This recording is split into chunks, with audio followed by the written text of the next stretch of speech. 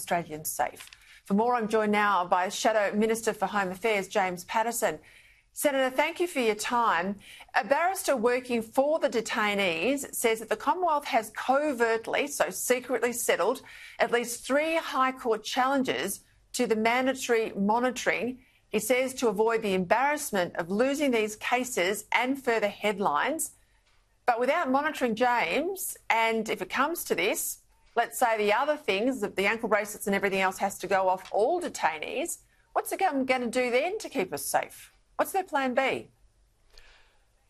Peter, I had a sneaking suspicion that this was the case, and last month I put it to the Department of Home Affairs in Senate estimates, and they were horrified by the accusation that they might be taking ankle bracelets off applicants because their lawyers happen to be bringing cases to the court to argue the validity of doing so. They said they would never do something like that. But I think this barrister might be onto something. I don't think it's a coincidence that the people who brought cases have also been the ones who've been let off from their obligations under the scheme, which you might remember the Immigration Minister, Andrew Giles, said would apply to virtually every one of those 149 released detainees.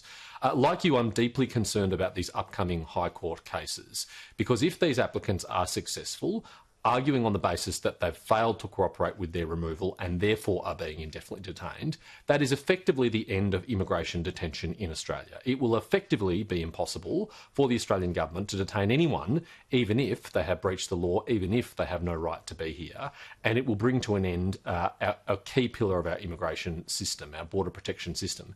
And the most alarming thing about this, Peter, is that the government seems to be throwing their hands up in the air, saying this is out of our hands, it's with the court, there's nothing we can do. And that sends a shocking signal to people smugglers who will be using this weakness from the Albanese government to exploit and to get people to get back on boats again. Yeah, but honestly, James, you and I know, I mean, if they've got legal ambiguity about the ability of law enforcement agencies via the government to put these bracelets on and keep these bracelets on, if they're fear of losing court challenges, the Parliament's sitting right now. They can remediate these definitions.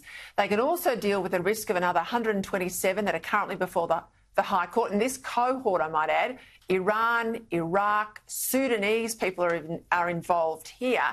I mean, that's not a trifecta of good countries. This is what disturbs me. Why can't the government, while Parliament is sitting, fix this mess? Peter, that's spot on. The Parliament is sitting now. It has sat for weeks already this year. There are 2 problems we could help the government solve if they exist. One is tightening up the legislation around ankle bracelets and other monitoring to make sure it is legally robust. If there are changes necessary, we will support them. The other thing we can do is help assist the government to make some applications for preventive detention orders, which they say the Parliament has set the bar too high, and that's why they haven't been able to make applications. Well, on behalf of the opposition, I offer the government any support they need to fix those issues, to get these dangerous people off the streets so the community is safe. It is now 4 months since we rushed those preventive detention orders through the Parliament, and not one application has been made for the 7 murderers, the 37 sex offenders, or the other dozens of violent offenders that are out there in the community and are re-offending regularly against Australians. Talk to me about the government. They had a recommendation to list Iran's Revolutionary Guard as a terror group, but they're now backflipping, I'm told, because they regard this Revolutionary Guard as an organ of a nation state. Now, correct me if I'm wrong, James, but they're listed as a terror group in the United States. Why on earth aren't we listing them here?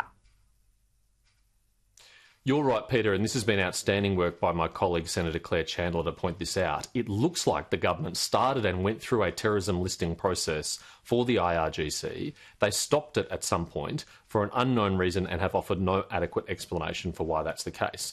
I mean, let's remember that the IRGC is the principal state sponsor of terrorism across the Middle East. Some of its proxies include Hamas and Hezbollah, Palestinian Islamic Jihad, Shia militant groups in Iraq and Syria, who are right now launching attacks on American bases and troops in the region, the Houthis in Yemen. This is a very bad actor, and we should stand with our allies and our friends by listing them as a terrorist organisation, but this government is too weak to do so yet again. All right, I've sat in National Security Cabinet as an advisor, obviously, but I've watched evidence from ASIO and ASIS chiefs in that room. I've seen it turn the room, and I've seen them contest evidence or advice or briefings from other senior people around the table. Perhaps in some instances they've been military, other times they've been foreign service or politicians. To take them out of the room, James, I think is extraordinary.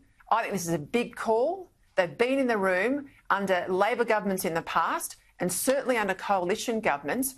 This is a concerning move. What's behind it?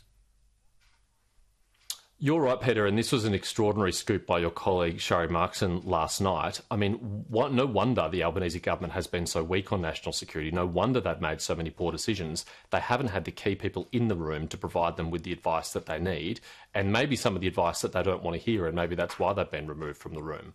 But I want to reassure your viewers, Peter, it's not all bad news, because the Director-Generals of ASIO and ASIS have been replaced on the committee by the Minister for Energy and Climate Change, Chris Bowen. Now, Chris Bowen obviously has much more insight to share on national security and intelligence than the heads of our intelligence agencies, who are involved day to day in collecting intelligence both offshore and onshore against the terrorism, foreign interference and espionage threats that our country faces.